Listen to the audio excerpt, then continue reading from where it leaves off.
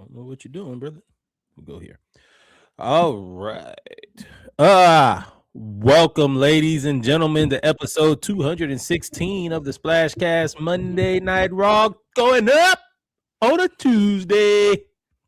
I am your co-host, Reggie. I'm your co-host, Norwood, and I am fighting for my life. It is episode 216. It is Tuesday because we had a national championship yesterday, and my team did it. Yes, sir. Yes, sir. So y'all know what it is on Tuesday, going up on Tuesday, Monday Night Raw, our live stream. We do HBCU. We do mic check, followed by HBCU, followed by football as well. In the mic check, we do Hawks Talk, Braves, and any other thing that we talk about. No HBCU this week. Right now, I think we did talk about Coco Golf and her contribution to HBCU tennis programs through the United Negro College Fund. So now we are here for the NCAA football portion of our football segment of episode 216 of the Splashcast. The National Championship, which was the Miami Hurricanes, the number 10 seed, playing at home against the number 1 seed, Indiana. And Norwood's favorite team, the Indiana football Hoosiers. The Hoosiers win the national championship 27-21 behind Fernando Mendoza, Cignetti, and that defense, to be honest. Just like I told y'all they would. All year. They are 3 weeks. First off, congratulations. Congratulations to Indiana. You did it through all the skepticism, through all the naysayers. You guys put together a team and you held serve basically the whole year. What you've done over the last 2 years is hard to replicate. You broke Georgia's record for most wins because it's now a 12 team playoff. You 16-0, 28-1, 27-1 over the last 2 years. That's a hell of a run, man. That's a hell of a run. Meteoric, impressive, dominating win. Y'all got it done. This was an excellent game after about the first half. First half was kind of slow, kind of dry. We went into half. Miami did not score. Indiana had 10. And it looked like Indiana was just going to kind of slow roll them to a win. Yeah. We came back from half and it heated up and it never really cooled off until the very end. All cards on the table. Right. Yeah, that first half, it looked like dry. Death by 1,000 cuts. Indiana, for all that talk about how big Miami's offensive line was, they got their ass whooped. Now, I was being facetious about y'all know who've been rocking with us. I ain't been there until I got there. But I told y'all last week, and Reggie was like, man, he's 6'7", 380. And I was like, what does that have to do with anything? Indiana they've been finding a way. And they continue to find a way against the Monstars. They are a tough football team, top to bottom. Fernando Mendoza has one of the best runs in college football championship history. I'm impressed. That first half, man. The laws of physics just did not seem to apply. Like Miami was lining up with 6 offensive linemen, 7 offensive linemen, and they were getting stopped on 4th down, 4th and 1, 4th and inches. Right. I was like, bro, how? All you gotta do is their running back, Fletcher Jr., is like 6'2", 240. Their D lineman is like, their linebackers for Indiana are like 6 feet 205. And they was Pond, 5'9", 180, stonewalling people at the line of scrimmage. I was like, bro, this is amazing. And now, I will say, Fletcher did go 17 carries for 112 yards, 6.6 carries. Yeah. All they had. They came out, and then Miami missed the kick. And I knew once Miami missed the kick, I was like, oh, well, Cignetti team ain't about to make no mistakes for real. They don't make mistakes. I was like, well, that's gonna come back. But yeah, Fletcher came in the second half. That's when it was like, all right, well, let me go and heat up the wings. Maybe I need to pour me another brew because this one then got flat a little bit, waiting on something to pop off. Fletcher came right on out, third play of the second half, 70 yards, 60 yards, whatever. Then and Carson Beck, hey, shout out to you, man. So there is he's. I ain't gonna lie, man. Carson Beck played pretty well. I know that people wanted to smoke his boots about the interception he did throw, but I think he played pretty solid. You were. Oh, here we go. But Kalon Black, 17 carries, 79 yards, 4.6 carries. And Roman Hemby, 19 carries, 60 yards, 3.2. They did it as a duo. Can you hear me? Yep. Okay, good. No echo, right? No. All right, good. Yeah. Fletcher played well. And then Carson Beck, shout out. Miami just decided we just going to leave it all out there, which is what you expected in the national championship game. They started letting the ball. Carson Beck started throwing the ball down the field. Like you said, he played a great game until that last drive. And he just misread the coverage. He misread the coverage. I'm going to say on that last touchdown, on that last interception, I ain't really like the play call. Kadarius Toney had 100 and something yards and just scored. He's the reason that y'all even got in the game, because after Indiana blocked that punt and scored the touchdown, I was like, game over. I think we all was like, well, we're going to go ahead and write that on down. And then they threw that screen to Toney, and he went like 50 yards, got him down to 20. Now I think you mean Malachi Toney, because Kadarius Toney's a rapper now. But yeah, at the end of the day, I didn't like the play call either. There were a bunch of Miami play calls that I wasn't really in love with. And Myron Cristobal, those are the things you're gonna have to look hard at next year and take accountability and say, hey, I could have coached better. Because old Cig was smoking. Yeah. The defensive coordinator, he ain't gonna be there long. If he'll be there maybe next year. But he's got that team playing well. They have perfected the zone. They don't do nothing special. He don't even sub. They said they keep 3 linebackers on the field at all times, which is unheard of in modern football. Really, nickel is almost your base defense now. They're like, nah, y'all just can't do it. All right. Don't tell me what I got to do. I do something different than what you do. You mind your business, and I'll mind mine. But I want to congratulate Coach Cignetti, greatest coach in Indiana football history. Build him a statue. Y'all know what I used to say. Y'all know what I used to say about Dion. Build him a statue. Build Kurt Cignetti a massive statue, 80 feet tall, and congratulate him. Worst program in history until 2 years ago. Right. So without him, there's nothing. But this was actually a really good national championship, and it was to us, this was different than what we've gotten for the past 5, 6, 7, 8 years. It was a brawl to the end. It's a good fight. Miami gave it everything they had, and one play at the end of the game doesn't go their way, and that's pretty much it.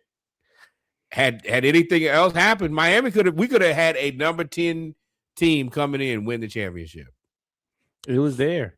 But like you said, Mendoza, just Indiana was just, and this is also kind of a jab, but it is, but it's just right there. I mean, they were the more mature team. And I mean, because they 23, 24, 25. But Mendoza, I like the story that his dad played football with Cristobal. He's from Miami, born in Connecticut, but from Miami, or born in Boston, I'm sorry, but from Miami. He was a 2-star, did not get recruited by Miami, so went to Cal. Then when he went in the portal, Miami came calling, and his mom was like, nah, don't come for my kid now. Absolutely not. And sent him to Bloomington, Indiana with Cignetti. And they won a national championship. He is now going to go first because the whole Raiders brass was there in the NFL draft. Well, maybe second. No, because I think the Raiders got the first pick. No, he's going first. I don't know if I love that, but I ain't gonna say I love it, but I mean, hey, get your money, big dog. Ain't nobody else coming out. Definitely get your money. But I think that is something to be. I actually don't like that at all for him. I don't think that there's anybody who can, until the Raiders fix their offensive line, I don't care who they put back there. It's going to be bad. And I would rather see Kid get a real shot than waste your time in LA. I mean, that's just what you're going to have to stick out when you are the first pick. You go to a terrible team. Caleb Williams had to stay there for a year. Hello? Didn't mean to do that. Caleb Williams had to stay for a year. But I feel like he was about to leave if the Brad Johnson ain't get there. He was like, hey, man, this Eberflus ain't it. I was more thinking about I don't think there's any hope for that Raiders line. That Raiders line is terrible. And he's not going to be able to read coverage as good as Geno. He gets there. And it's going to be bad. It's going to be bad. And I hate that for guys. I mean, they're going to have a lot of money, though. The Raiders going to have a lot of money. They about to get Crosby off the books. They about to get a lot of them. So I think what they're going to do is try to build the line. I mean, that's what you can expect from Tom Brady. They're going to build that line out. I mean, that's what the Patriots did. We'll get there too. But shout out to the national champs. Mendoza with the best run I've seen in a while. Cignetti said we put that play in this week.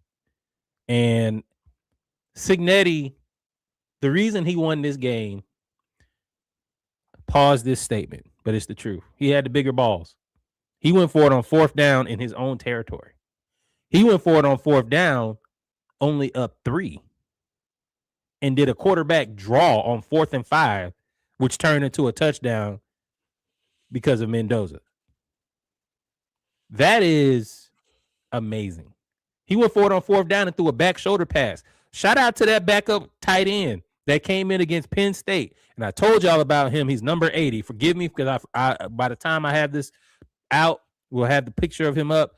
When Indiana's first string tight end got hurt against Penn State, and they were about to lose that game, he got put in the game and he made like 4 straight amazing catches. One on the sideline, one to keep the drive, and they were all clutch. In every game since then, I think, except for like one, he's had like 100 yards receiving. Number 80. And it went to him on fourth down again, and he got it. Cignetti's the man. All the stars lined up, and this is how you win a national championship. You take advantage of what happens. You take advantage of all the opportunities given to you. Miami didn't. Indiana did. And they won. That's all she wrote. Yep. So that's really all I got for college football. It is over. We got about a month left for Saturday Morning Live for y'all. We might come in there and talk about the Hawks maybe, but once we get the basketball season, too many games to bet beer on. Yeah, and what we'll probably end up doing is doing the weekend games. We're going to take us a little break too. Football season is a lot. Mm-hmm. It is a full task. It is a undertaking. It is a commitment to life. And it's me and Reggie. And shout out to Kev in the back. Hoodied up. Y'all know what it is. Y'all remember, like, follow, subscribe. Appreciate y'all rocking with us through the entire college football season. Y'all know this means the world to us. And we move on. With that being said, we're going to move straight on to our NFL news around the league. Divisional weekend, baby. Divisional weekend, baby. We're going to start off with the Broncos and the Bills. Man, this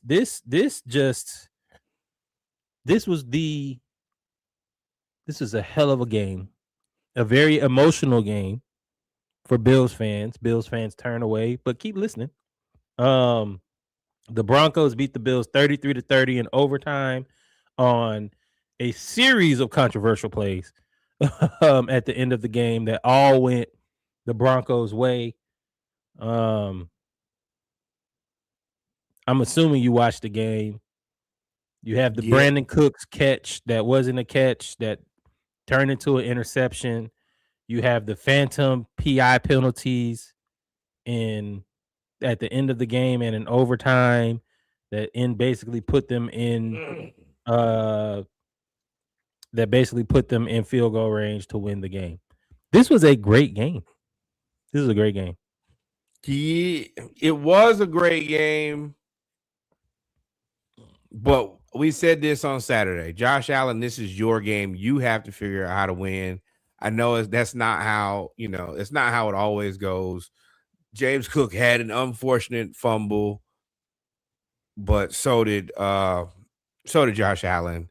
They just gave them too many opportunities to win this game. And at the end of the day, Denver was just a better team. They're a better team. I don't think Denver played better in terms of, I won't say Denver won this game. I think Buffalo lost this game.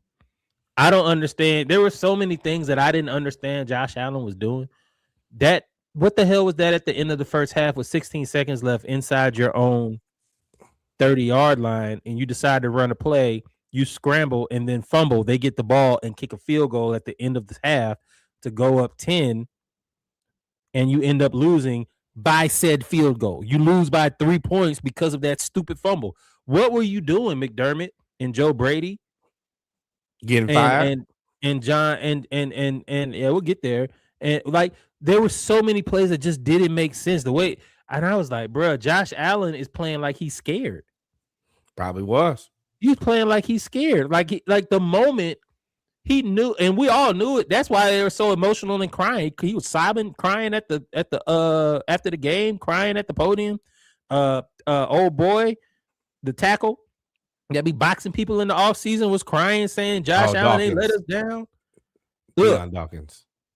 Look, Josh Allen, you deserve every piece of criticism you getting, bro. You did let him down. You let him down. I mean, this was your year. Now, I do think it was cumulative. There were some blocks missed by receivers. James Cook fumbled. Josh Allen fumbled, but you're the quarterback. You get the money. You get the praise. You also get your ass kicked when you guys lose, especially to a young guy in Bo Nix. If I remember correctly, Sean McDermott had been one of the most tenured coaches in the NFL. I think it was time for a shakeup. They need to go in a different direction. It kind of becomes stale and dry. This receiving room needs some continuity. You had Diggs. That didn't work. You tried Keon Coleman. Oh, no, it worked. They ain't want to pay him. Well, I'm saying that it didn't work, like when he didn't come back. What I'm saying about it didn't work. Keon Coleman was there, and then he was DMP. Then he was like, oh, I guess we're so hurt that we kind of need him again. You got to work on this offense. You got to work on the offense and the defense. This roster's not great. Josh Allen, while you do deserve everything that you get as far as criticism, he making a lot. It's him and James Cook, and that's really it. And the defense played out of their mind, which is crazy. Yeah, you had to. I ain't gonna say you had to fire McDermott, but you're at the wall. You run out of options. You run out of options. Things to do. It's either fire McDermott or start trading some of your key players, because somebody got to take the blame for not being able to get over the hump, and especially when there's none of your rivals are in the playoffs. None of your rivals that have held you back over the last few years are there. So McDermott, to me, is kind of like the Denver Nuggets head coach, except for the Denver Nuggets head coach ended up winning a championship and still got fired. But to me, it's kind of the same thing here. Like, all right, it ain't working. It's time. Somebody got to go, and we're not gonna cut Joker. We're not gonna cut Josh Allen. He just won an MVP. Right. So it is what it is. Unfortunate news. Conspiracy theorists are going crazy. Bo Nix somehow. Oh, don't remove the score yet. Bo Nix somehow broke his ankle. Broken bone in his ankle. They came out and said afterwards he's going to have surgery on Tuesday, and he is out for the remainder of the season. I have watched many a tape. Some are saying he broke it when he took a knee for the game-winning field goal. Somebody stepped on his ankle and he kind of limped off there. Some are saying he broke it earlier and it was all adrenaline. When they won, he wasn't really limping, but then when you see him walking up the tunnel, he's got a limp. Life comes at you fast. That is unfortunate. Did you see where he broke it? No, I'm going to go back at some point and look, but they've named Jarrett Stidham as a starting quarterback for the next game. Now, one of the things that Sean Payton is notorious for is he prepares all of his quarterbacks. And I think that Jarrett Stidham will be as prepared as any backup quarterback can be for a situation. It will be interesting to see. It's kind of like what we got regular season with Brock Purdy and Mac Jones. I want to call him Mac Brown so bad. Where what about if he's prepared and ready and plays damn good? I mean, you're gonna have to. Yeah, I mean, that's all you got. You playing against the Patriots, whose defense. Smoke up if you got them. Before we move on, I'm gonna ask you this question, and then we'll go on to as we just talked about the Patriots. If you're a coach who is now, or a coordinator that is now being interviewed for head coaching jobs, if you were a coach and you had your preference of where you could go coach, would you pick Lamar Jackson in Baltimore or Josh Allen in Buffalo? Oh, that's not fair for me. I have no interest in being in Buffalo, so I don't want to be that cold. Buffalo is getting an indoor stadium. Yeah, in 2 years. I don't want to be there for. Is it going to be ready when I get there? Yeah, it's supposed to be ready next year, I believe. Just for argument's sake, yes. I still think the Ravens. I like the Ravens. Y'all know my situation. The Ravens have one issue: a receiver. And if I was there and I was able to be the coach, I would demand that we get a receiver. That would literally be my singular and first demand. Hey, go get a receiver. And if you don't want one of those, don't even hire me. And if you hire me and you don't get one, I'm going to tell the world that you lied to me. I would probably go with Buffalo. I think they're mirror images of each other.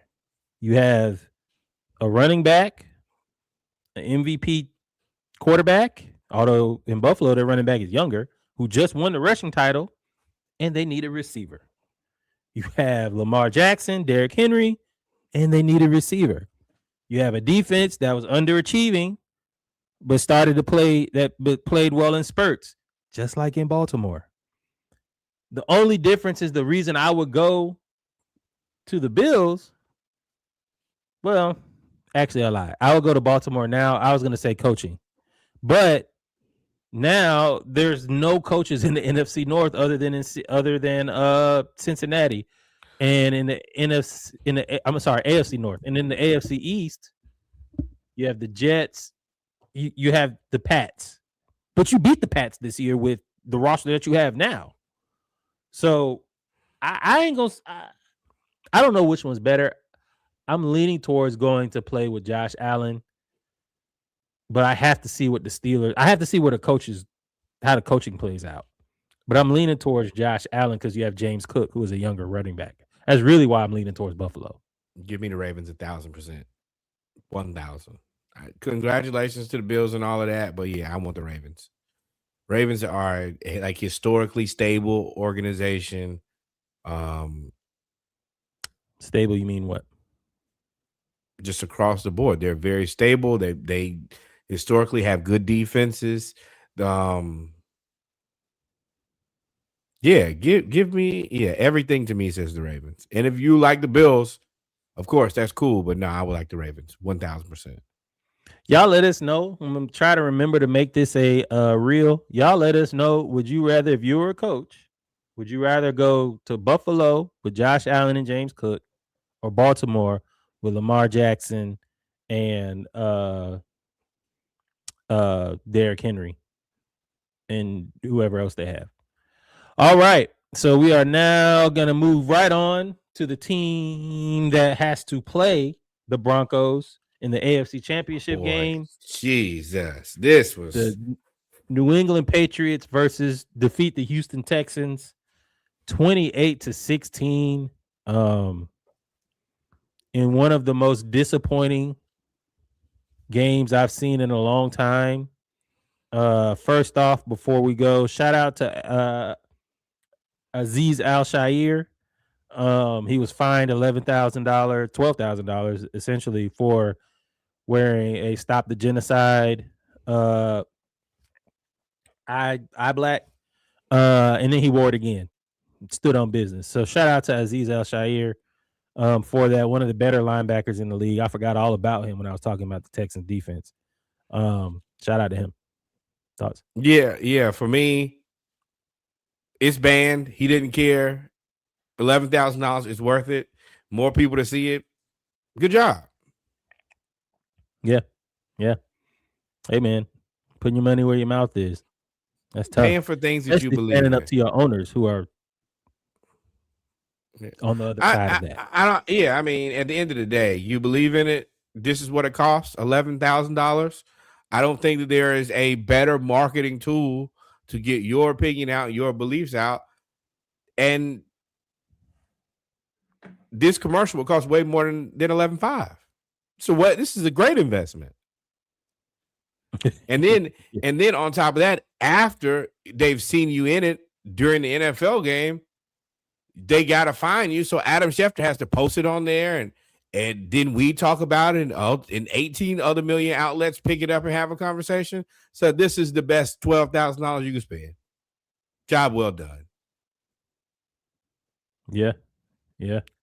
But let's get back to so back to the game. The disappointment here. I didn't really learn much from the Patriots in this win.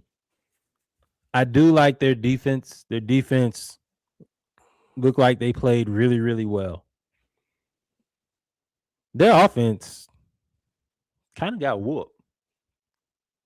Just the Texans' offense just hung their defense out to dry. This was the Texans defense is crazy. This is the battle of two really good defenses. Patriots didn't look great. Drake May didn't look like the world beater that, MVP candidate that he had been propped up to be, and not to say that he isn't, because most people don't look like that when you play against the monsters called the Texans defense. The story of this game is really CJ Stroud just looking terrible. And if y'all go back, please go back and listen to the playback for last week. I said, damn, he played really bad last week. I assumed it because I think the CJ is a good quarterback.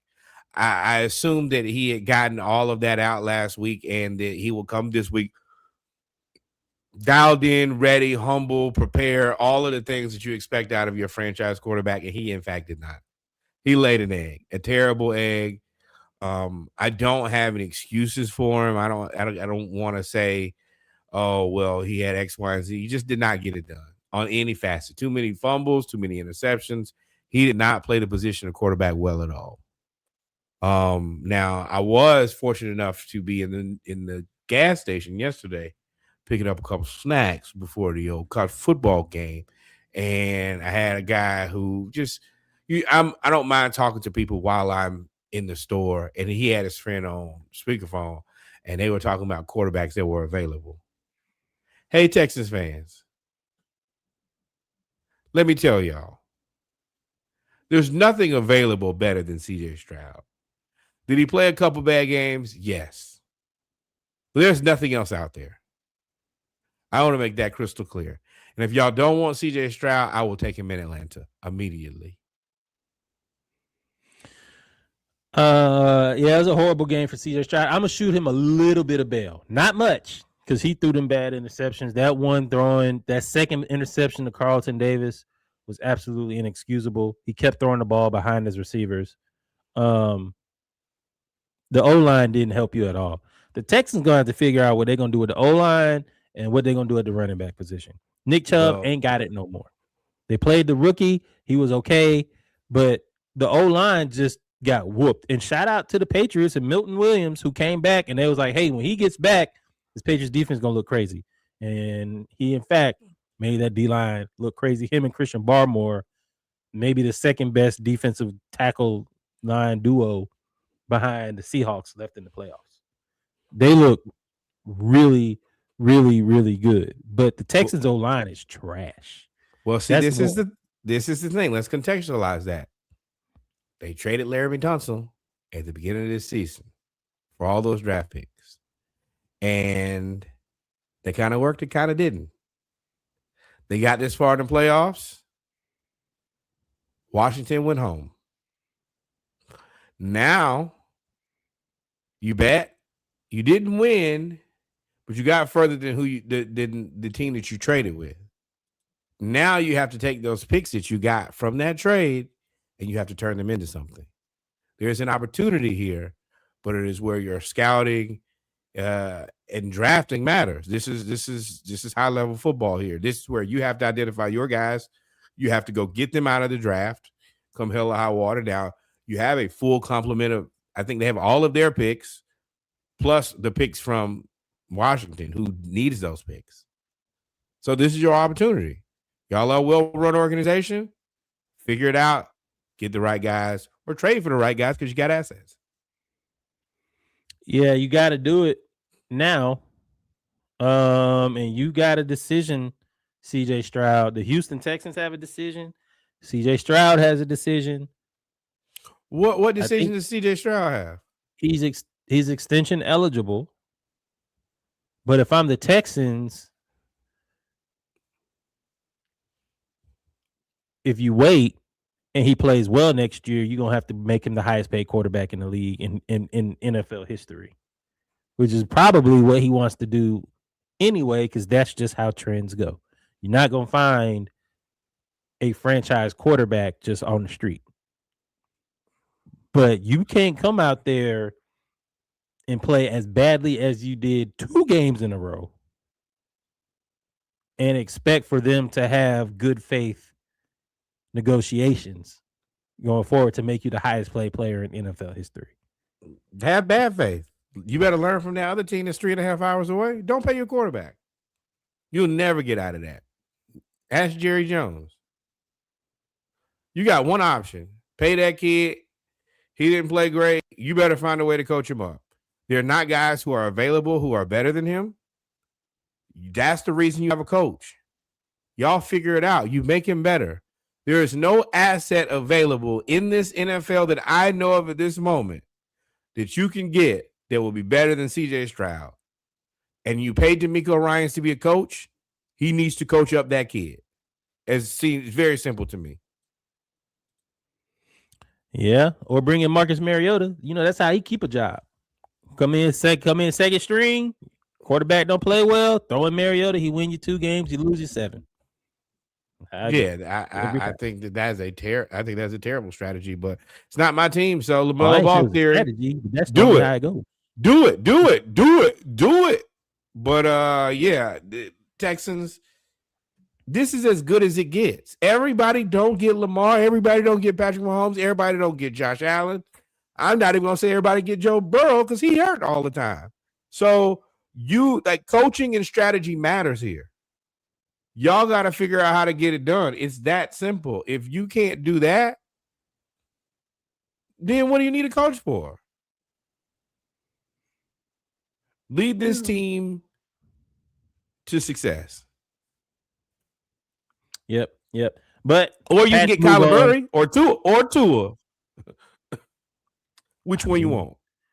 I think if they had any one of them, they would have won that game. Either one of them, they would have won that game. So go get them. I'm going to tell you how that's going to work out for you. I mean, we know how it's going to work out, but I'm just saying you can't play that way. You can't play that bad again, CJ. You did it twice. We said you could play that bad again last week, and you played that bad again. You played even worse.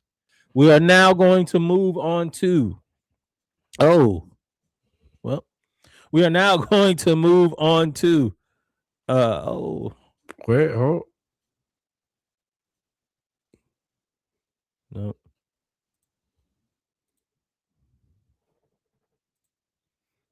Where are you, Norwood?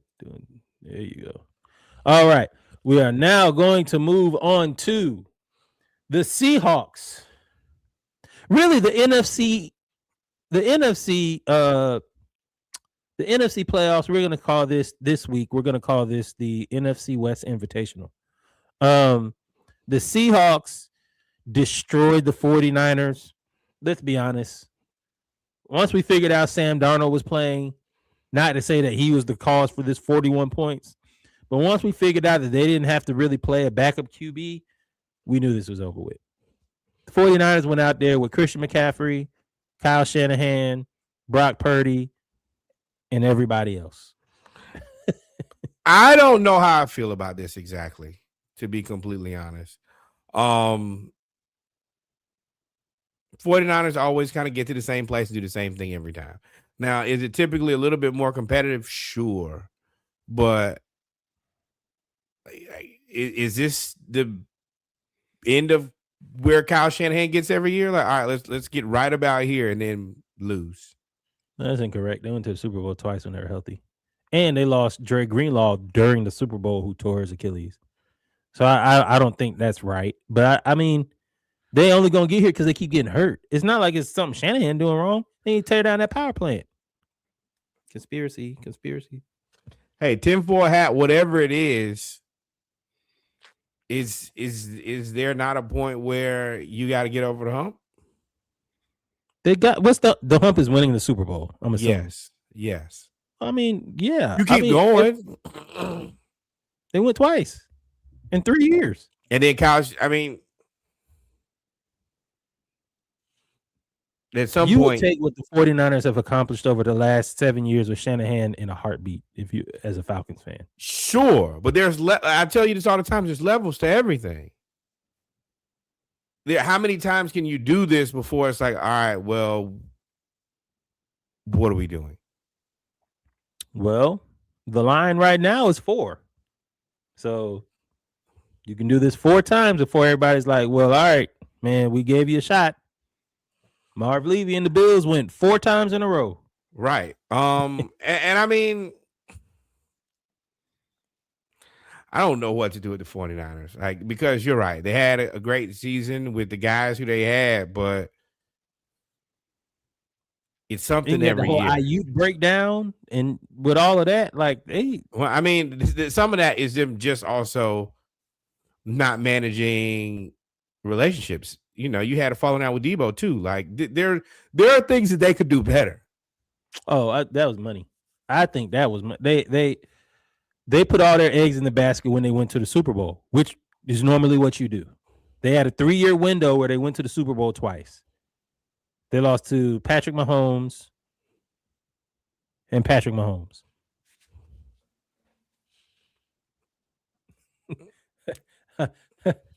I mean, the Jazz lost to Jordan twice. I mean, like, what you gonna do, bro? Like, what you gonna do? It's Jordan. Yeah, there's a little difference though, because it was Jordan back to back, like the 3 beats. But other people have won championships. There's going to be a team. They're going to be a new Super Bowl champ this year. Yeah, because you eliminated the old one. You were the team that eliminated the old one. I don't know. I don't know what fell clutch. That's what it sounds like to me. You can't do nothing. You stuck. But if you're stuck, but 2K, come on, 2K. Nah, it's not that. It's just that you're stuck. But let's be real. You lost to Mahomes, but you had a roster. You lost to Mahomes. I don't know what to do with this team. It does seem stuck-ish. Stuck. It's stuck in a nice neighborhood, though. It's for sure stuck in a nice neighborhood. But you're probably gonna lose more guys. Trent ain't getting no younger. Oh, I don't know. And that's where the tinfoil hat comes in. I don't know if you ever gonna have this many injuries in 1 year. They lost literally everybody. Kittle ain't getting it. Kittle ain't getting any younger. Yeah, he tore his Achilles. Okay. Songa came in and had a good game. You know what happened to him? He tore his Achilles in this game. Like, bro, Michael Williams was on his way to being in the defensive player of the rookie defensive player of the year conversation. Out for 10 games. It was bro, like, what are y'all doing? And couple that with the off the field stuff with Ayuk and all of that other stuff. It's just It's unfortunate bad luck. It's unfortunate bad luck. Now, I do agree that you're going to have to do something because at this point. Is it unfortunate bad luck for the Chargers? Yeah. Yeah, with the tackles.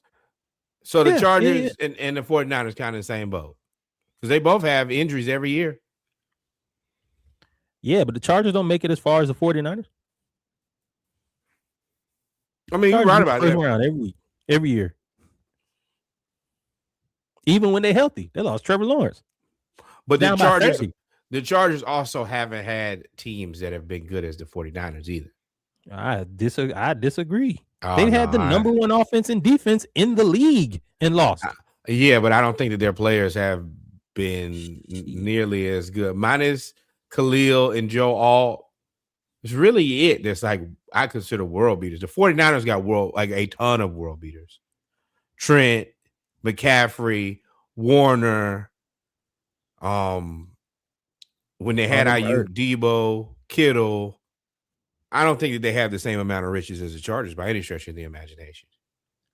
And they made it further than the Chargers. I guess I wonder how many more years this is gonna happen before somebody says something or does something. That's just really like CJ Stroud. At this point, bro, what other person are you gonna get? Who you gonna get at? And let me tell you, I love you, Kevin Stefanski. But if I'm Arthur Blank and they fire him, listen. I fire all y'all. All y'all can get the fuck. I ain't gonna lie to you. All y'all can go, bro. All y'all go. But by any method of transportation, boat, truck, blimp, plane, but whatever speaking you need. Arthur Blank and all of them, this is what I was talking about earlier in the Falcons Focus. If you're listening to the playback of this, go back and listen to the Falcons Focus of why you have to move on and hire coaches so fast because you can't wait, right? With all these movement in the coaching ranks, people are waiting on Clint Kubiak. If you wait on Clint Kubiak and strike out, you through. Look at Robert Salah. He is now the head coach of the Titans. They got eliminated on Sunday. He's now the head coach. Today is Tuesday. He is now the head coach of the Titans who had to pivot 4 times. Luckily, you were able to pivot to Robert Salah, which is a really good hire, by the way, because they have a really good defensive line. But you have to make that decision almost immediately. If you weren't in line for Clint Kubiak, everybody else is getting hired. So my thing with this Robert Salah pick is you did it. You kind of did this to yourself. I think that Robert Salah is a good coach. I don't think he's better than Mike Vrabel. You had a better guy and ran him out of the building. Oh, I agree. Oh, yeah. I agree. You're taking like a best case cleanup scenario, but I don't think that Robert Salah is a better coach than Vrabel. So no, I don't think they were gonna get it. There was what coach is better than Vrabel that was available? No, they had Vrabel. I know. He's gone. Kind of like there's parallels. He made it further than Kevin Stefanski, but there's parallels in that he started off hot, had a bad 2 seasons, and they fired him. Ran him out of the building. And they also fired him, I believe, at the same time they got rid of Rand Carthon, if I'm not mistaken. No. Somewhere around the same time. No, it was the next year. Because Rand cleaned Vrabel was gone. Then it was Rand there. He fixed everything. Then they fired him. Then they drafted Cam Ward. They went to shit. And then they fired whoever the coach was. I can't remember his name. Brian Callahan, Bill Callahan's son. Correct. And then, yeah. But so, I mean, what I don't want this to be is I hope that he hires somebody really good on offense, a really good offensive coordinator, because Cam has shown so many flashes of being an NFL quarterback. But y'all got some work to do on that offense, boy. They got some work to do, but that defense is really good. You're gonna need a miracle. That defensive line with Simmons and Tavondre Sweat coming back, I wanted the Falcons to figure out how to get. That defense is coming back is going to be good. In the AFC South, I mean, Jacksonville, Indianapolis, they ain't got no quarterback. And Houston, you basically got to beat out the other two to contend with Houston. So I think this is not a bad hire. It ain't the greatest hire, but it's better than being left with Raheem Morris like the Falcons of 2 years ago. You had to make that hire. Otherwise, you were going to be picking from somebody that you weren't necessarily going to get. You didn't want the scraps. You did not want the scraps. No shade, Raheem. I think that the Titans are. I don't like this. I don't like it. The only reason I would say I don't like it is, bro, you made the firing first. You fired people. You fired Brian Callahan in the season. You had all this time to prepare, all this time to tamper, because you know there's tampering. Otherwise, you wouldn't hire him in 2 days. All this time to talk to people and figure it out. And you ended up, no shade to Robert Salah, but he's your, we just showed y'all the graphic Falcons focus. 1, 2, 3, 4. He was your fourth pick. And you were the first one. You at the front of the line. So that's the only reason I don't like it. I like Robert Salah as a coach. I think he got railroaded in with the Jets. But you seemed ill prepared to make this decision, Tennessee. Titans are the epitome of not having your organization together, so it don't matter. You just continue to do things and they fail. And I don't think that this is going to work out great either. It won't. Speaking of decisions I don't like. Ooh, you skipped. Before we go there, the Rams defeat the Bears, outlast the Bears, despite Caleb Williams having the most roller coastery game of all time. Not of all time, that I've seen in a while. The Caleb Williams experience was on full display in this game. He made breathtaking throws, amazing plays, including the final throw of regulation. Was that regulation? Yep. It wasn't regulation. It wasn't a regulation, but it was right there.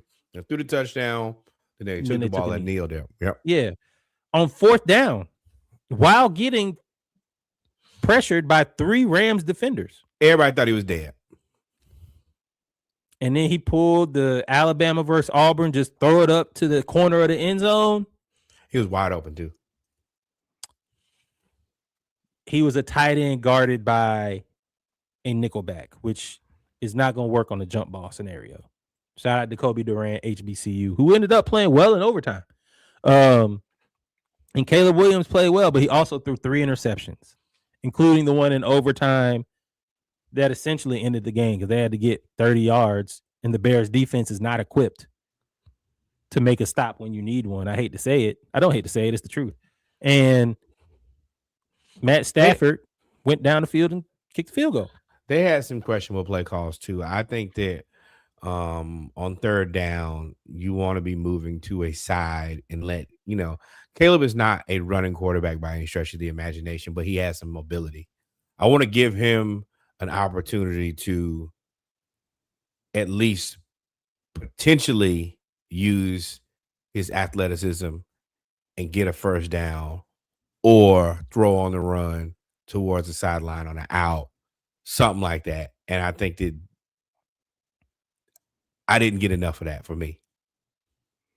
I don't mind the play call. I didn't like the decision that he made. I think he was seeing ghosts because of that pass rush. The Rams defense settled in. They settled in really well. They played well. They had multiple 4th down stops, including a 4th and goal stand where it was 4th and inches. They stopped the quarterback sneak. They had interceptions. They made plays, and the Rams defense, they just look like the veteran team. And that's what comes with a young quarterback, too. You're going to be happy when I make this unbelievable throw to the back of the end zone to keep us in the game. Then, yeah, I'm also going to make and I'm not exactly sure that it was a bad throw. He said it was a miscommunication between him and his receiver. And DJ Moore was unavailable for comment. When that happens on that last interception, he said he expected him to flatten the route out, DJ Moore did not. And I think we talked about it in the group because we talk real time. Again, if you want to join the Splashcast versus the World Instagram group, you got to have tough skin. But for the most part, I think he was right. I think he should have flat. I think it was an out route. It wasn't a corner. It was an out. And he didn't flatten the route. And the DB was right there. Right to the sideline. And that's how you get picked. And the way that Caleb responded right then and there, like I expected you to go out. I was like, you got to be careful about stuff like that because receivers are sensitive about things like that. You could be considered. DJ Moore is one of the most sensitive receivers in the league. But I mean, that also just takes. This is you got to get some level of chemistry, and that takes years and time and understanding because it's a mental understanding how in this position, depending on where this guy is. I may need you to fade deep, or I may need you to get super flat and get right to the sideline. That's reps. It's just reps. And I mean, I think that the season didn't exactly go the way that the Bears wanted to at the end. I'm sure they'd rather be playing, but you played against a hell of a team with a quarterback that's 80 years old. He consistently just finds a way to be successful. And Caleb, keep your head up, keep playing. You'll be back. This team is good. And they have Devontae Adams and Puka Nacua. Right. And you got hurt, came back, had the catch of the game. Puka Nacua. Hell, you didn't look like CJ. Who didn't look like CJ? Caleb. No. I was just saying I was giving more big ups to the receiver. The receivers played well in this game, and the tight ends. And the Rams the Rams are a tough team. You look at them, they seem kind of finessey. They are not. That game now with Jared Verse trying to hurt you. Jared Verse is a monster. Braden Fisk is a monster. The DBs all hit. I mean, and Don Shula's grandson gonna end up being a head coach somewhere soon. So they look pretty good. So that was it, man. We looking forward. This Saturday will be the second to last Saturday morning live, if I'm not mistaken. It will be the NFC Championship, AFC Championship games. So that should be fun. And then for the teams that are already in the offseason, there were a bunch of coaching moves.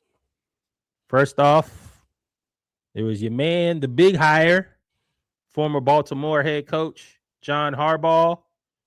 The second, I guess the longest tenured coach to be fired now that Mike Tomlin has retired. Is Andy Reid the last guy standing? Mm-hmm. Yeah. Again. Again. Because he was with Philly for a long time. Harbaugh goes to the Giants. Basically what everybody was speculating that Jackson Dart kind of sealed the deal. And everybody was like, quarterback just happened to be there when he was going to fly in. I was like, come on, bro. The quarterback just happened to be in there at the same time that they're interviewing John Harbaugh. No, that was a vetting process. And once they went through there and they said that he loved Jackson Dart, I was like, they're just ironing out the numbers now. So now John Harbaugh is there and he reports directly to the owner. He does not report to Joe Schoen, who is the man that gave Philadelphia the second Super Bowl. Shout out to Kev. He a pretty good hire. Yo, skinning and greening ass in the back. What you think about this hire? I think that this is a terrible hire. Why? I think this is number one, he's getting paid a ton of money. It's $100 million. 20 million. That's what it is. $20 million. No, it's more than that. It's got to be more than that. In 5 years, 100 million? 20 million a year. Yes. 5 years. Oh, you thought I meant total? Yeah. So that's the reason that ain't right. 5 years, 100 million. It's too much. I don't think that this team will compete for a Super Bowl in 5 years. And if I'm paying you $100 million to not compete for a Super Bowl, what am I doing with myself? Culture. And I think culture my ass. Okay. They're losers. Okay, cool. Then you're going to continue to be losers with a $100 million quarterback. And then in 5 years, you're going to be like, what do we pay $100 million for? And you're going to say culture. No, I don't. If you continue to be losers, he won't make it to be 5 years. But at least he'll be fired before then. But to me, you hired him because Daboll wasn't it. I don't know who the coach was before Daboll. Wasn't it? I don't think that Daboll wasn't it. I think that Schoen is the issue. Not Schoen is the guy who sank the ship. Well, yeah, and they bypassed him. Now I don't understand why they kept him. Right. I don't unless they just didn't. Unless they're paying all the money to Daboll didn't fire Saquon and get rid of Daniel Jones. Hire Daboll. Didn't he hire the special teams guy to be their head coach too? Before Daboll? Schoen is the issue. This is the reason that you know that like the Giants are going to be a dumpster fire. They're going to lose. They're not going to have the team. Then you're going to look and say, well, we're paying this coach all this money. Then Schoen's going to get fired. And things aren't going to get any better. They're going to get worse. I'm telling y'all right now, Scatterboo got one more season. Maybe one and a half. Because you ain't 6'2", bro. You are 5'9". Right. You already got 3 shoulders. Exactly. And then you're going to be looking like, well, damn. Well, Scatterboo, he's not as good as advertised. And Jackson Dart can't stay out of that blue tent. And we paying this guy $20 million a year. And Schoen's picking the wrong guys. And this is a train wreck. To be the offensive coordinator who loves that quarterback draw. Yeah, I expect him to run more of Jackson Dart going to be draw 4 on the sideline playing Uno. Like the UGA offense with Stetson Bennett is what I envision for that offense. But, they got Malik Neighbors coming back. Wandale Moore played really well. They got to get a big receiver. Although they do have big tight ends, which is what Todd Monken likes. But they got to get that offensive line straight, and they got to get the defense. This is potentially the 4th team in the NFC East. Not better than the Eagles by any stretch of the imagination. Not better than the Cowboys. The Commanders are going to be better than them. And then you're going to have the Giants. And you're going to pay that man $20 million. How many years before you're like, this is not a good idea? Oh, well, the Commanders are going to fire Quinn after this year. I can tell you that. Concur. They're not going to be good. I think that. But Magic Johnson ain't going to let them continue to be sorry. Let me tell you that. The Eagles are in flux because allegedly A.J. Brown requested a trade again. That don't matter. The Eagles still going to, even if potentially losing A.J. Brown, the Eagles going to find a way. They are just better. I'm just telling you that it's not as set in stone as you think. The Eagles with A.J. Brown, they're going to have to rehire. They're going to have to re-sign some of them defensive players. And they're going to have to get another receiver. And some of that O-line is getting older. Lane Johnson, big old. And so this is the other part that you're not accounting for. What team consistently over the last decade has managed to put the best team together year in and year out?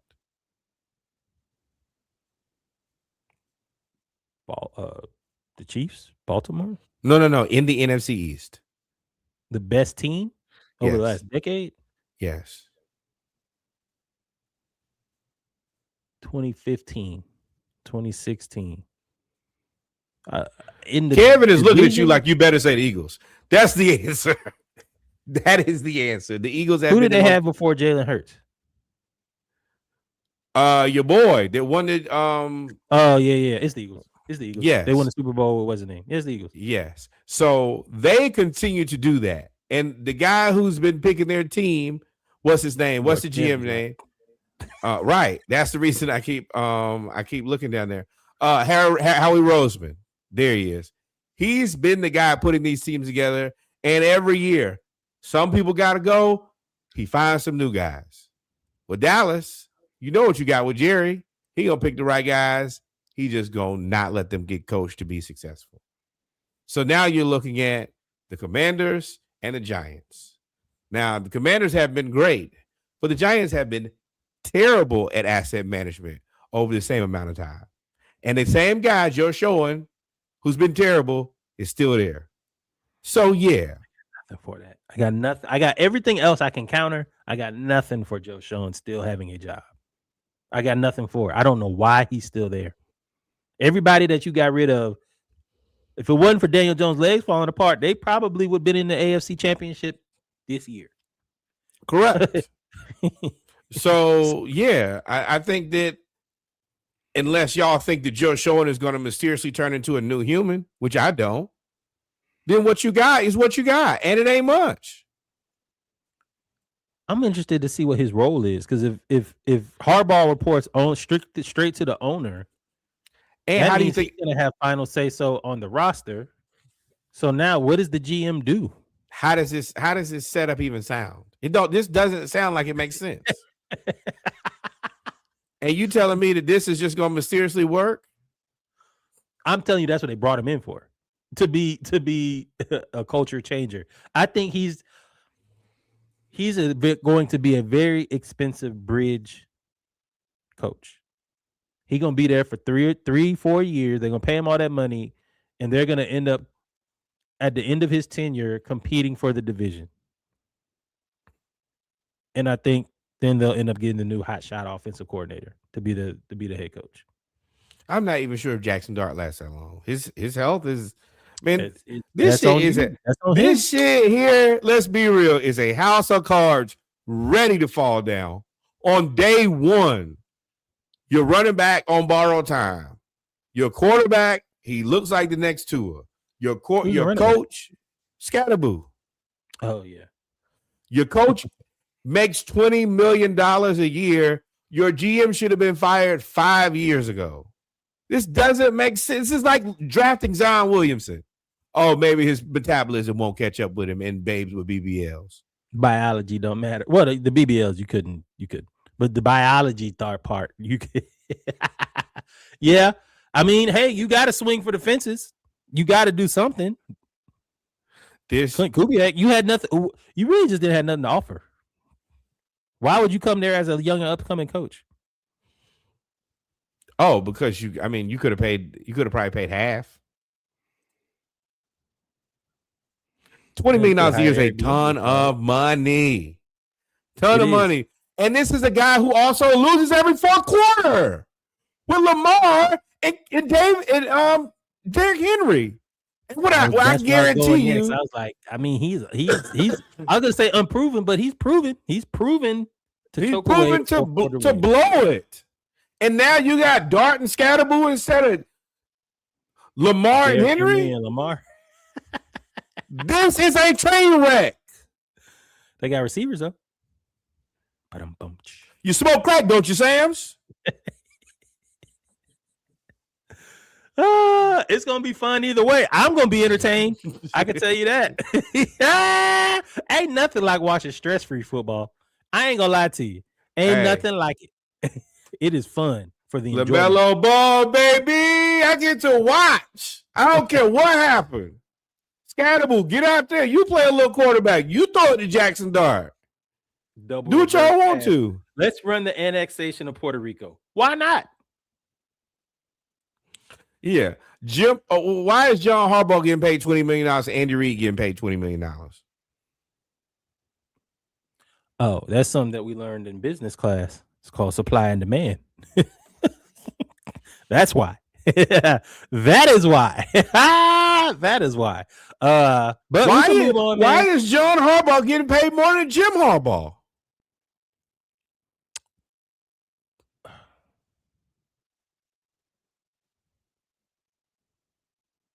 I mean, well, why is John Harbaugh getting paid more than a Super Bowl? He was there 19 years, right? 18 years. It's 2008. Didn't he have Super Bowl? One. Why is John Harbaugh getting? You can't step over the Super Bowl now. That's fair. I mean that okay. So why is he getting paid more than Nick Sirianni? Have you seen Nick Sirianni coach? Nick Sirianni's doing less with more. How many Super Bowls Sirianni got? As head coach, 1. Fair enough. I just think that this is a train wreck, and I'm going to watch this. I'm not disagreeing with you, but to answer, these are the reasons why he get more money. He's more stable, and he's won a Super Bowl. That gets you to a discussion that everybody can't have. All right, so Sirianni won Super Bowl, $15 million. McVay won Super Bowl, $15 million. I think McVay should be paid. McVay is a good man, because let me tell you, we would be renegotiating. my name would be renegotiate. I'm not getting paid less than Jim Harbaugh got one, Tomlin got one, John got one, Peyton got one, and Sean Payton, that Super Bowl. You better get it. You better step in this millennium. Man, fuck Sean Payton. I wanted them to lose so bad. But hold on.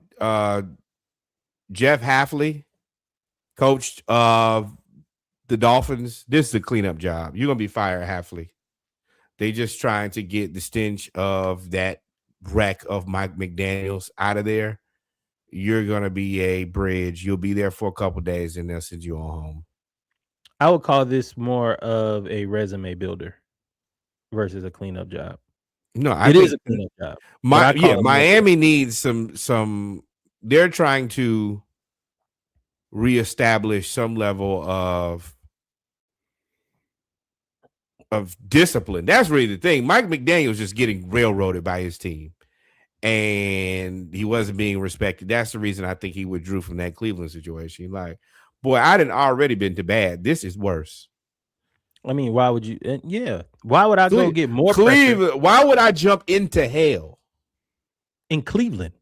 Or I can go to LA with less pressure, probably not too much difference of money, better quarterback, better everything. And it's close to home. That's what I think it was for him. He's a California guy. I'm not going to Cleveland. For what? Cleveland. You think I'm going to Cleveland to coach? I don't even know what quarterback I'm going to coach. Oh, yeah, you do. Deshaun is his name. Whether you and making and it's $70 million cap hit for Freaky D. No thanks. I'm good. But for Hafley, I think quietly Hafley has had a meteoric rise up the coaching ranks. He went from defensive coordinator in college to Boston College head coach, where they upset Florida State, and then he really ain't do nothing. And then he left and went to defensive coordinator with the Packers. They paid him to be fired, bro. They gonna purge this thing. They gonna sanitize. Yeah, I know. That's why I said it's a resume builder. But still, he's had a meteor to go. This might not. I don't know if this is gonna be a resume builder. You could this. Yeah, who's the quarterback in Miami? It don't matter. You are a head coach. You have the experience. You have the experience of being an NFL head coach. Ask Michael McDaniel about resume builders being a head coach. All Mike McDaniels has to do is go and be a good offensive coordinator and turn that, especially if you can win with old boy, they're gonna come back and knock on the door. It's like being 7 feet tall. It's like being 7 feet tall. I think I disagree there. I think that there are certain places that will never open the door for Michael McDaniel for the way that he was bullied and railroaded. Like 32 teams. If it's certain places, there's certain places that will. Say Jeff Hafley is literally adding this to his resume, and if he can make that Dolphins defense play well, they gonna hire him somewhere. Somebody gonna hire him. What do you have? Okay, I'm not disagreeing that it's not a team that it's not a cleanup job, but this is definitely a resume. This is a cleanup job, but they left all the shit on the floor. I mean, you gotta clean it up. No. At least scoop the poop. No, you left the poop on. Tua is still here. He's still here. Tyreek is here asking to leave. This defense is terrible. This team is. Defense played really well down the stretch. I think that's why part of the reason he also took this job. He's a defensive guy. They have pieces there on defense. Oh, okay. But I mean, it's definitely a rebuild. You don't even have the beginnings of where your quarterback is. And it's not like it's a quarterback draft. And you're not even a desirable location for somebody like Mac Jones to say, you know what, I really like to go to Miami. And you have beautiful weather. I'm Malik Willis. Don't call me. I'll be a backup before I go to Miami and I saw what y'all let happen to her. I like my brain. I mean, again, you have to wait and see how they plan out with the roster. But again, to me, he knows it's a cleanup job. If it were me, I would be looking at the next job after this. If it was me, where do I need to go after this? Where was Hafley at before? Green Bay.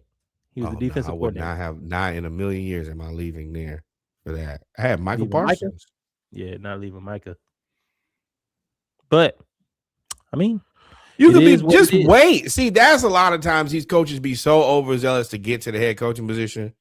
Bro, you might well could have stayed where you was at and not been miserable. Or not. And then before we did, Lafleur did re-sign with Green Bay, so shout out to him.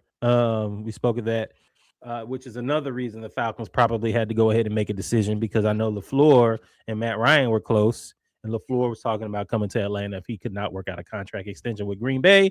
And Green Bay figured, hey, who else are we gonna get?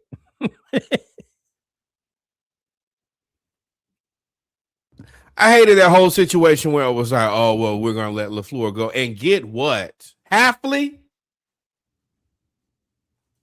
You wasting everybody's time thinking we stupid. We knew that y'all wasn't going to do this. Y'all going to pay that man.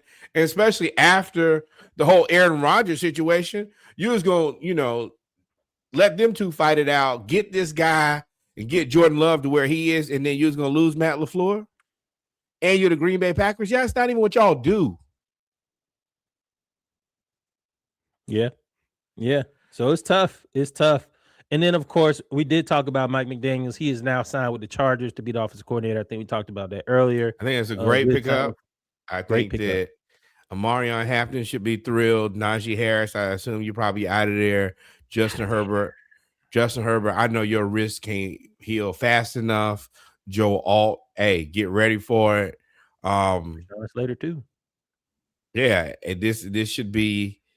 Oh, Lad McConkey. Yeah, all of slot receiver heaven, boy. Everybody, Cooper Kupp, make a call. Yeah. You can't have Coop up there in the NFC Championship game, big dog. I ain't going nowhere. I mean, he riding coattails. It's amazing how as soon as you get somewhere else, you become a non-factor. But also I'm really happy that Eric Bieniemy got back to the OC. Nagy is going to be a head coach somewhere.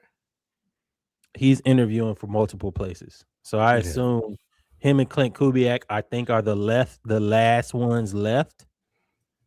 Now that Salah's been hired by the Titans, I think Clint Kubiak is the last. Him and Clint are the last two. Maybe Jim Schwartz, but I think he's linked to the Browns anyway.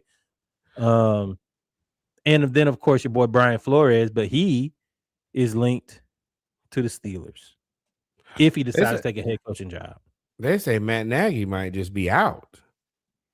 Oh, pull a Tomlin? I'm out of here. You know what I'm talking about? No. I'm saying like out because people have been hired. I don't think that Matt Nagy is a very good coach, in my opinion, either. Well, it was rumored that the reason they made this change was because Patrick Mahomes wanted something new. Patrick Mahomes wanted something new for he didn't like the offense that they were running.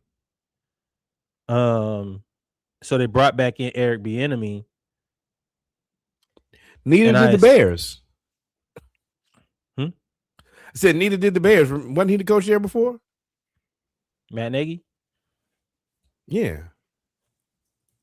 I think so, with Eberflus. I believe so. I don't think he's good. No, I mean, I don't know. You masked by Patrick Mahomes. But if you make Patrick Mahomes look ordinary, then you can't be great. I'm interested to know how Patrick feels about Eric Bieniemy. I'm assuming that he had say so in this.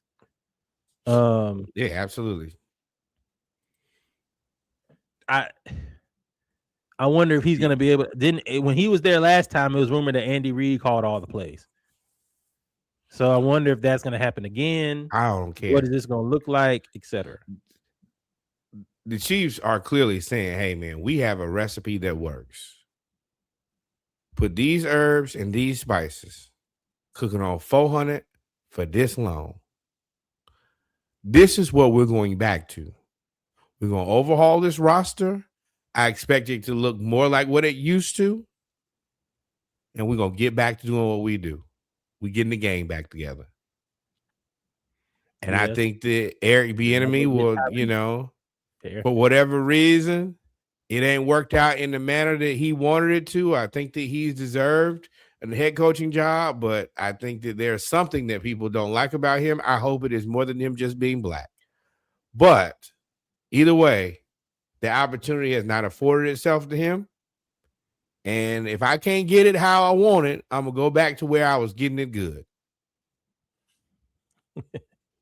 Yeah. I'm wrong. I had to think about what you said. We all been there now.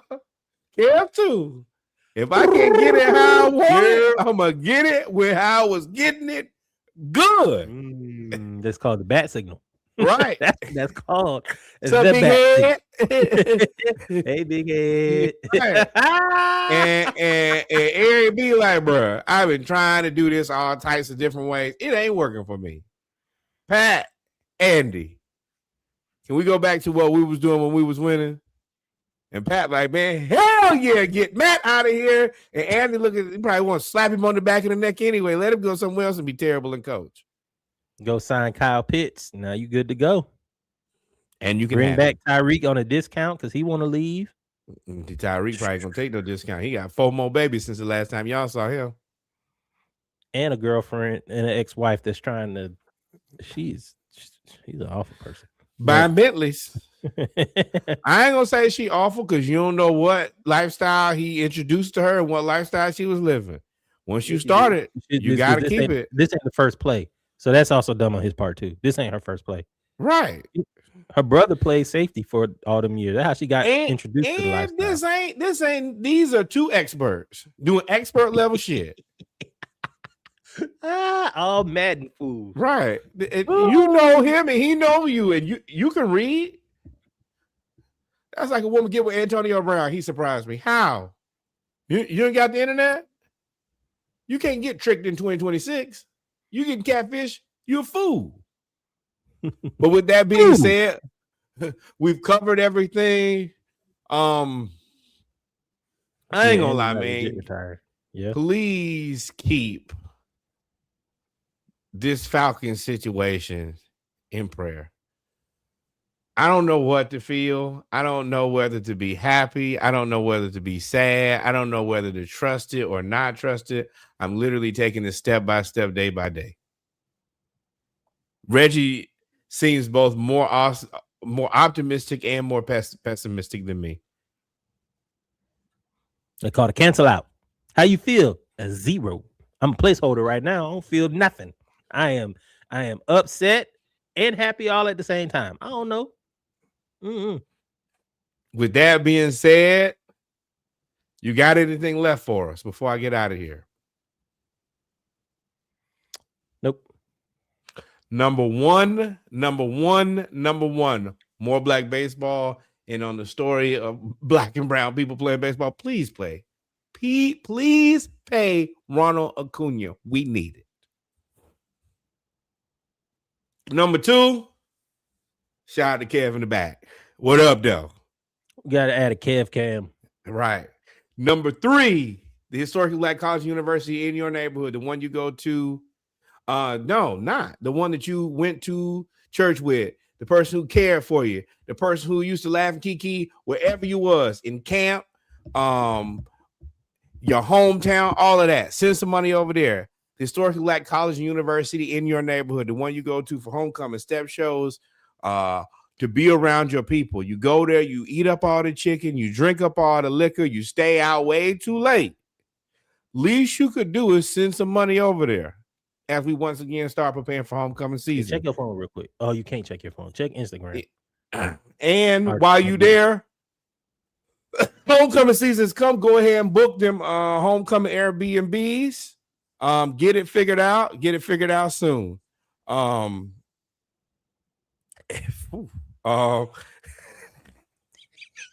didn't see that, but I saw something else and I couldn't even get to it. What am I looking for? Splashcast, our group, just the personal one, not the world. Huh?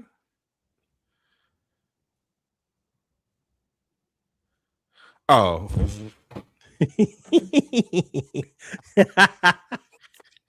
But I don't care about that because he would have been terrible there. He'd already been on the street. Him and his brother would have been stealing cars.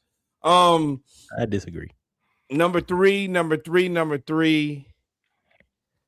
The greatest learning institution in all the world, the Hampton University. We only asked for $18.68 on behalf of the university. Gave Reggie a degree, gave me a degree, gave Kev a degree. Send that money to the blue and to the white. It's good all day, then it's good all night. Y'all be safe. Adios, mi amigos. God is love. Until we meet again, y'all be safe. We out this thing. Peace. Love y'all. Like, follow, subscribe.